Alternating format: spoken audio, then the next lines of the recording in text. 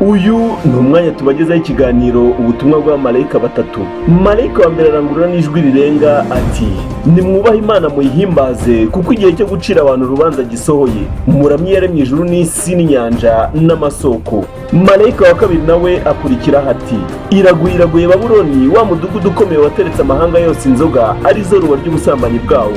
Marayika wa gatatu ati, umuntu naramya inyamaswa n'igishushanyo cyayo agashyirwaho ikimenyetso cyayo mu ruhanga rwe cyangwa mu kiganza, uwo niwe uzanywa ku nzoga ariyo mujinya w'Imana yiteguye idafunguwemo amazi mu gacuma k'umujinya wayo, kandi azababazwa n'umuriro w'amazuku imbere y'abamarayika bera n'imbere y'umwana w'intama.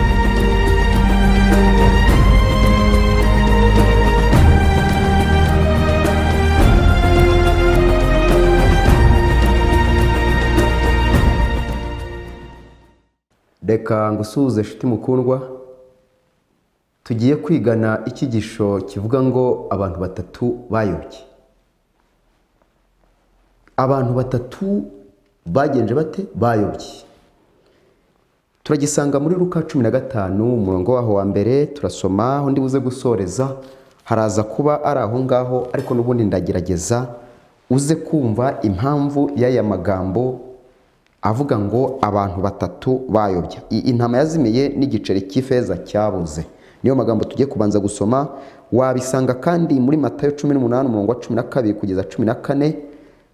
Reka dusome mu izina rya Yesu. Nuko abakoresha b'ikoro n'abanyabyaha baramwegera ngo bamwumve. Abafarisayo barabyivovotera, batuyegereza abanyabyaha kandi agasangira nabo.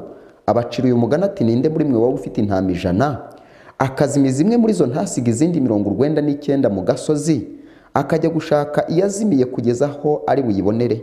Iyo ayibonye ayiterera ku bitugu yishimye, yagera mu rugo rwe agahamagara inshuti ze n'abaturanyi be, akababwira ati, twishimane kuko mbonye intama yanjye yari yabuze. Ndababwira yuko mu ijuru bazishimira batyo umunyabyaha umwe wihannye kumurutisha bakiranuka 99 batagikwiriye kwihana. Cyangwa umugore waba ufite ibice 10 by'ifeza, yaburamo kimwe ntiyakongeza itabaza agakura mu nzu akagira umwete wo kugishaka kugeza aho ari bukibonere? Iyo akibonye ahamagara inshuti ze n'abaturanyi be akababwira ati, twishimane kuko mbonye igiceri nari nabuze.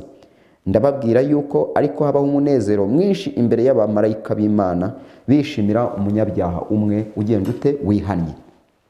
Reba hano tugendane nshuti y'umusaraba.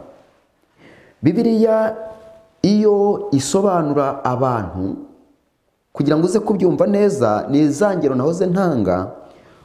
Ubundi umuntu muri Bibiliya bakunda no kumugereranya n'ikintu runaka. Nko muri Matayo 25:32 muzasome, haranditse ngo ibyerekeranye no gucirwaho iteka, aho bavuga ngo intama azazishyira iburyo, ihene zikiri ibumoso. Hari igihe rero abantu tugereranya n'amatungo runaka bikurikije icyo Imana ishaka kuvugira mu ijambo ryayo. Aha ngaha icyo ndi kuvuga gikomeye nuko hano bafashe noneho intama bagafata n'igiceri turi buze kumva n'icyitwa umwana w'ikirara, bakabishyira mu mugabane w'abantu ariko batatu. Kuko aba bantu bose uko ari batatu, ibi bintu uko ari bitatu bifite abantu batatu babihagarariye cyangwa se bihagarariye hano ku isi. Reka mpere hari yenda kuwa mbere kugira ngo uze kubyumva neza. Ni umuntu wa mbere ugereranya intama. Umuntu yari afite intama 100, azimiza imwe muri zo, asiga izindi 99 ajya mu gasozi gushaka intama yabuze, yari imwe yari yazimiye. Sinzi muragerageza kunyibutsa neza, uretse ko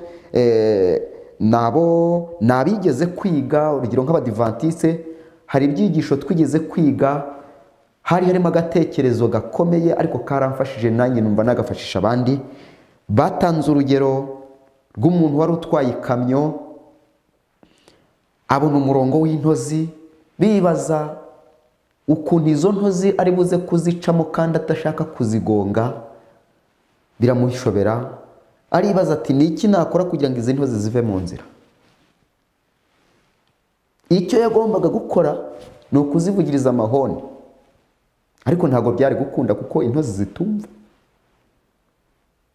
Ngo yaribwiye ngo izi ntozi ninzivugiriza amahoni ntiziva mu nzira, keretse nindamuka mvuye muri iyi modoka nkagenda ngahinduka urutozi, narangiza nkazibwira ntituve mu nzira iriya modoka itatugonga, nibwo zakumva ndamutse mvuze ururimi zo zivuga. Nimvuze amahoni kuko atari ururimi zumva ntiziri buve mu nzira, keretse ndamutse mbaye urutozi. Hepfo gato mu magambo twigaga baravuze ngo ibyo nibyo Imana ibyasabye Imana, byatumye Yesu ahinduka umuntu, afata akamero k'umuntu, aba imbata, yonka amashereka ari Imana. Ngo yaratutswe ntiyabakangisha, muri Yesaya 53 ngo yari umunyamibabaro wamenyereye intimba, yari umuntu abantu bareba bakima amaso. Kugira ngo umuntu azashake intama ayibone yayizimije, bimusaba kugenda atamagira nk'uko intama itamagira. Icyo nicyo kandi icyo ni ukuri. Iyi ntama sebuje ntabwo yagombaga kuyibona atavuze ururimi ivuga. Icyo nicyo byasabye Imana, byayisabye ko izikabana n'abantu bagira kamere zibitsire nk'aba Petero, nk'aba Yohana bagiraga uburakari, hari uwo bitaga mwene Nkuba. Byasabye Yesu icyo kintu kugira ngo azaze afate akamero k'umugaragu w'imbata, ahinduke umuntu, yonka amashereka, amenye intambara abanyabyaha barwana, kugira ngo azumvishe umuntu. Aha rero umuntu yari afite intama 100, imwe irazimira, izimiye ajya kuyishaka ariko yagiye atamagira. Ayibonye ayiterera ku bitugu yishimye, ageze mu rugo abwira abantu ati nimuterane turye tunezerwe, iyi ntama nari nabuze ndayibonye, duterane twishime. Iyi ntama igereranya umuntu, kandi hari igihe umuntu ugereranya iyi ntama. Reka dukunda no kubicurika kenshi, hari igihe twiga isomo ugasanga abantu twaritwaye nabi, kumva ngo iyo umuntu aguye ngo yaririmbaga muri korari aragwa, hanyuma ngo tugiye gushaka intama yacu yari yarazimiye ngo ntakiboneka muri korari. Reka da, burya turabicurika, iriya si intama. Hari uruhare, hari 30 iri kuvugwa hano. Hari umuntu waguye nyuma ibyo yabagamo akabivamo, ni umuntu wasengaga nyuma akagwa, uyu si intama. Intama igereranya umupagani utanasenga, utarigeze yumva n'ijwi ry'Imana rivugana n'umutima we, utajya ujya no mu rusengero kugira ngo ubyumve neza. Kuko intama yumva neza, impamvu iyi ntama igereranya umuntu udasenga. Intama si umudiyakoni waguye, intama si umuririmbyi wavuye muri korari, intama si umuyobozi utagisenga, intama si umukirisitu utakiza ku rusengero. No, iyo si intama. Uwo ndaza kubabwira habarwa, uwabarwa ku rwego rw'ibirara biva mu rugo iwabo batetse bigatorongera bikagenda. Ahubwo iyi ntama yazimiye ni muntu ki? Nshuti mukundwa, intama yazimiye ni umupagani. Kuko sebuje agiye kwishaka yagiye avuga ururimi yivuga. Uzi y'Imana igiye kurokora umunyabyaha. Uze utekereza yuko Pawulo byamusabye iki? Kugira ngo azabwirize abantu batagonda ijosi, yaragendaga akabanza agasa nabo ariko atihinduye bo nyirizina. Ariko nyuma muzige amakuru ageze no mu Efeso bari kuramya cya kigirwamana, yabanje yemera ibyo bavuga, hanyuma arangirira bavuga ati mva iyo rero musenga mutayizi, Imana itazwi. Arayibabwira nabo barayimenya, ariko yaza kugenda bakubitaho Imana batari barigeze bumva, akabivugana ubukana atabanje kunyura inkerera mu cyama, ntibagombaga kubyumva. Imana iradukunda. Byahenze Imana kugira ngo izatwumvishe ururimi. Burya niyo Imana igiye gushaka umunyabyaha, niyo mpamvu kugeza kuri uyu munota no kugeza kuri iyi saha nta muntu Imana idakunda. Twese iradukunda, iduhamagaza ikivugirizo cyayo, kandi iyo ugiye mu rugo rwayo iragutegurira ibirori ukarya ukanezerwa, ibirori bikaba abamarika bakishima. Si nk'iyo umunyabyaha yihannye biba byiza cyane. Icyo nagira ngo nkubwire gikomeye kugira ngo uze kumva icyo nigishaga, uyu muntu wagiye gushaka intama ayibonye akanezerwa, muzare umunyabyaha wese usanze Yesu aramutse adasenga, Imana iranezerwa. Iranezerwa, ntushobora kumenya uburyo ndakubwiye ngo iranezerwa. Iyi ntama rero mbabwira impamvu ihagarariye abantu badasenga, nuko abantu badasenga bagira amatwi burya yumva arenza y'abasenga. Uti kuki? Iyo umuntu afite idini asengeramo, hakaba hari ingeso runaka yanze gucikaho, mu rusengero burya barabwiriza ntakorweho. Iyo umusinzi ahagaze mu kabari, iyo umurozi aje mu materaniro, iyo hari umupagani tuzi ukora ibyaha ruharwa, uzarebe iyo turi kwigisha ijambo ry'Imana, niyo uhagaze imbere y'uri kumwigisha ujya kubona ukabona yagize ubwoba, ukabona arashaka kumva ibyo wigisha, kandi mu buzima bwe ntajya ajya impaka. Iyo uhamagaye abusengera ujya kubona ukabona aratambutsura akaza mu busengera, kuko umutima we washenjaguritse yakozwe. Matwi ye ni mazima, arumva, ntiyigeze agira ibintu runaka yumva. Ahasenga ntiyigeze ajya no ku rusengero ngo bamwigishe bya bindi tujya twigisha abakirisitu, ku buryo abakirisitu baba konvenki, umuntu akaba konvenki w'itorero, ku buryo n'amahame y'Imana ashobora kuba yayatsitaraho, ariko kuko yabaye konvenki, kuko hari ibintu arimo by'idini ryamwinjiye, ku buryo n'iyo Imana yavuga atakumva kubera idini. Ubundi nicyo kibazo abantu dusenga dufite. Ubundi abantu dusenga ikibazo dufite si ikindi, umurongo wo gutekereza uri kugenda ugabanuka, ku buryo umuntu atemera guhagarara mu kuri kwa Bibiliya. Niyo mpamvu intama yazimiye ntigereranya umuntu usenga akabivamo, kuko intama bagiye kuyishaka ntigeze ijya impaka. Sebuja yagiye atamagira nk'uko itamagira, nayo irangije iratamagira ati ndi hano.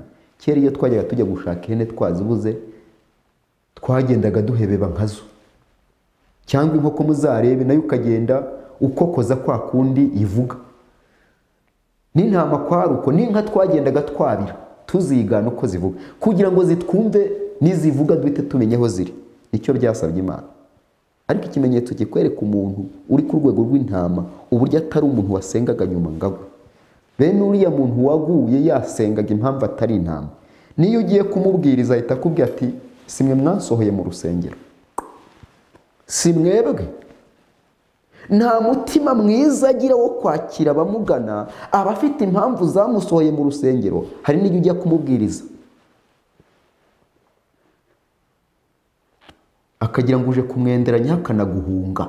Iri rero si intama. Intama bavuga hano ni umupagani utanasenga, uzareba uburyo yakira ijambo ry'Imana nk'intama koko.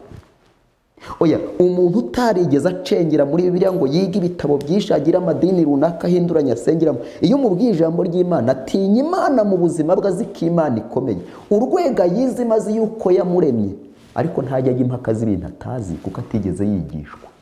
Naho ikimenyetso kikwereka yuko uwo umuntu uvuye mu rusengero akaruvamo akagenda nyuma akagwa, impamvu atari intama yazimiye, no kujya kubona ukabona ubuzima abayemo n'ubw'impaka n'amagambo menshi, nta guhinduka afite muri we, kandi akagaragaza yuko ibintu byose abizi. Bene abantu usanga bavuga ati ibyo bintu ntitubizi koko, twese ntidusenga ntitwabyumvise, ukabona ni ukugosorera mu rucaca. Iyi rero si intama. Maze iyi ntama Yesu arayihamagara, iyo ayihamagaye iraza. Mbese waba udasenga, waba udafite idini usengeramo, Yesu araguhamagara ngwino. Dashingiye kuko umeze n'ukuri, aho waba waragiye nubwo haba ari mu mwobo, kuko intama bayisanze mu mwobo, barayizana bayishyira ku bitugu, bayishyira mu rugo, baranezerwa bati turishimye. Iyi ntama igereranya umunyabyaha w'impezamayo, ubwo Yesu amuvana mu manga, mu itabi no mu nzoga, akamufata akamushyira ku bitugu ati tugende. Undi muntu wa kabiri, ni abantu batatu bayobye. Uwa mbere ni intama ahagarariye abantu badasenga. Uwa kabiri ni igiceri cyazimiye, bavuga yuko cyo cyazimiriye mu nzu, umugore akagishaka agakubita agahanga hasi. Mbega igiceri kitumva, niba hari ugifite akisohore mu mufuka we akivugishe, nikimusubiza ambwire. Igiceri kitumva, ntigikanura. Reba umuntu yatakaje igiceri, umugore yatakaje igiceri, akubita agahanga hasi, afata amazi araminjagira. Yabanje gufata imyeyo, ntimvuze amazi. Imyeyo arakubura nk'igiceri cyabonetse kikajya mu ivumbi.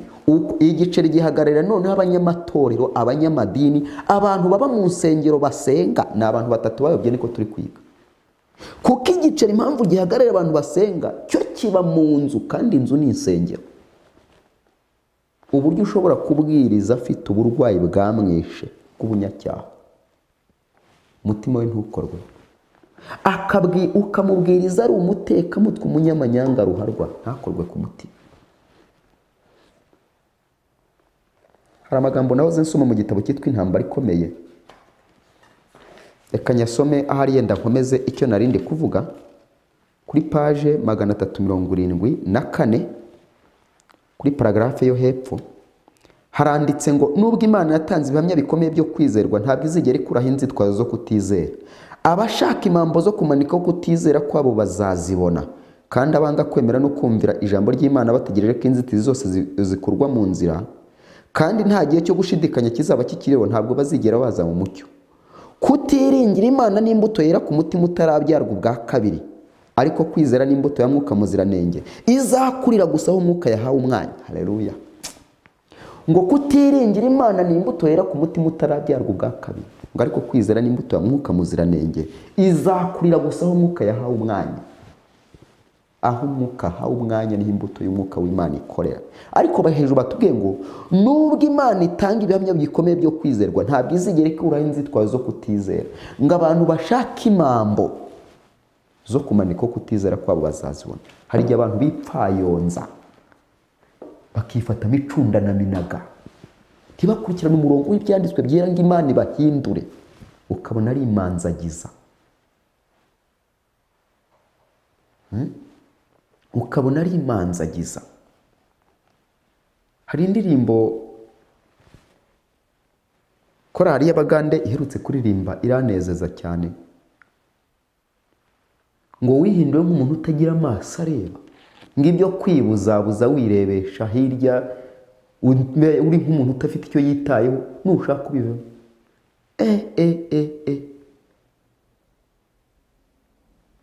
Baravugaga ngo iyi minsi ya nyuma ni iyi ngiyi, ibyo kwirebesha inyanza, wirebesha hehe ikantarange, ngo utumva Bibiliya ubivemo. Uyu muntu uri ku rwego rw'igiceri bashaka bagakubita agahanga hasi, kugeza n'igihe bazanye amazi bakaminjagira. Uyu muntu ahagarariye abantu basenga ariko badahinduka, intambwe batagera ku ntsinzi nyakuri yo guhinduka byemewe. Abavuga butumwa nibo baza bagakubura, bamwe bakaza abandi bagataha. Babacuranzi bazaniye ba Sawuli bakaba bamuzaniye bati mucurange, bazana Dawudi ufite umwuka, baracuranga ariko ntibyagira icyo bitanga, ngo nkaho yakizeho ubwo akoroherwa.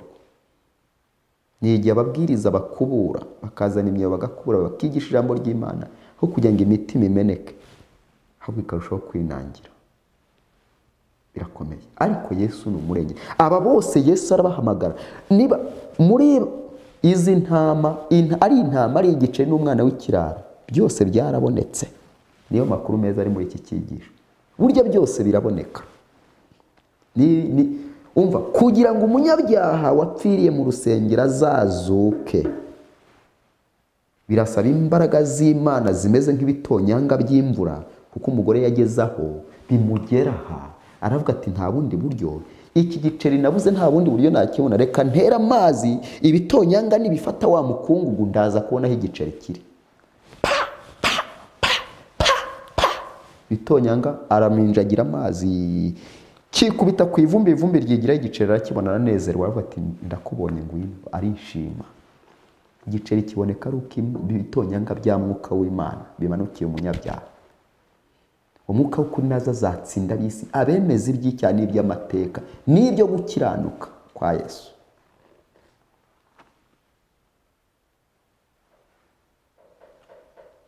Zatsinda ab'isi abemeza iby'icyaha, mateka bafitiye muri Adamu n'ibyo gukiranuka baboneye muri Yesu. Bitonyanga by'umwuka wera akambika isuku y'umucyo wa Kristo. Iyo birasiye mu mutima w'umunyabyaha, igiceri kiraboneka. Niba uri igiceri, Yesu yakubona. Undi muntu wa gatatu tugasoza. Undi muntu wa gatatu dusome cyane twihuta kugira ngo tubone aho dusoza mu murongo wa 11. Kandi arababwira ati hariho umuntu wari ufite abahungu babiri, umuherereza abwira se ati data mumugabane w'ibintu unkwiriye. Nuko agabanya amatungo ye. Iminsi mike ishize, umuhererezi ateranya ibintu bye byose, aragenda ajya mu gihugu cya kure, yayisha ibintu bye ubugoryi bwe. Abimaze byose, inzara nyinshi itera muri icyo gihugu, atangira gukena.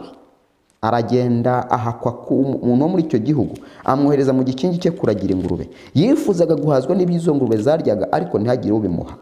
Nuko yisubiyemo aribwira ati abagaragu ba data ni benshi, kandi bahazwa n'imitsima bakayisigaza.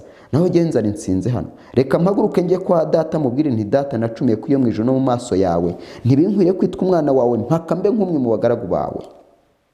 Arahaguruka ajya kwa se. Agituruka kure se aramubabarira, arirukanka aramuhobera. Habanje ngo agituruka kure se aramubona, aramubabarira, arirukanka aramuhobera, aramusoma. Uwo mwana aramubwira ati data, nacumuye ku iyo mu ijuru no mu maso yawe, ntibinkwiriye kwitwa umwana wawe, mpaka mbe nk'umwe mu bagaragu bawe.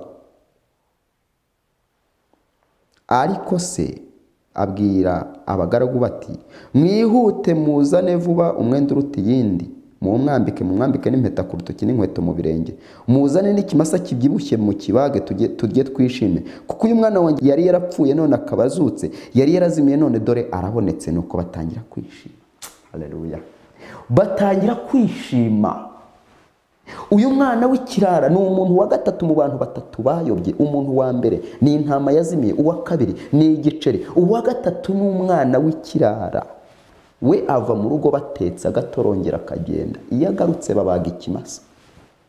Noneho rero ngarutse kuri ba bantu bagwa twita intama zazimiye, aba baza ku mugabane wa gatatu. Bo bitwa ibirara, burya si intama. Intama igira amatwi yumva, ariko ikirara iyo kitarashira uburara nticyumva. Bibiliya ntivuga ngo oya, niba mwakurikiranye neza, ntabwo se w'umwana yagiye gushaka umwana, ahubwo umwana ibyo yajyanye bimaze kumushiraho yisubiyemo aragaruka. Ibi nicyo bivuga. Iyo umuntu ugiye kumurarika ngo nagaruke mu rusengero atarashira uburara, akuka umwuka mubi, ati siwe wamvanye muri korali runaka, ibyo twapfuye ntubizi, ubu se murangarura ngo mariki, oya uzabasinza. Ukabona arikaza, mureko ni ikirara, azabanza agere hanze arebe uko hasa. Niba yarajyaga abona agasabune ko kumesa, azitegura kujya gusenga ku cyumweru, azitegura kujya gusenga ku isabato, azitegura kujya mu musigiti kuwa gatanu. Banza umwihorera, banza agenda ashira uburara, iminsi yo gusenga yibagirwe, maze no kumesa bibure, ajya buri munsi yiteguraho kuzajya mu materaniro. Uzajya usanga ishati ye hano ahangaha hajeho ubuki.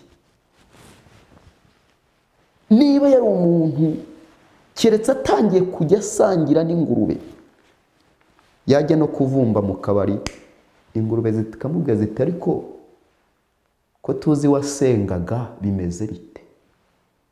Murambabura kubw'icyo kibonezamvugo nkoresheje.